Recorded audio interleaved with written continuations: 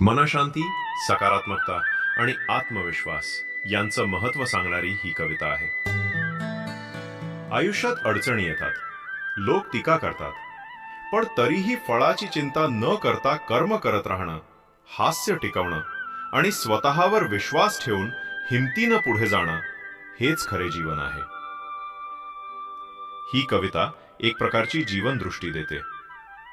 प्रत्येक क्षण जगण्यासारखा आहे, प्रत्येक पाऊल महत्वाचं आहे। माझी ही कविता आवडली तर नक्की लाईक व शेअर करा। चला तर मग सुरुवात करतो कवितेचं नाव महत्वाचं। मन शुद्ध ठेवून आपण जीवन जगायचं, थोडा आनंद का असेना, चेहऱ्यावरचं हास्य महत्वाचं। फळाची चिंता कशाला, कर्म अत्यंत गरजेचं।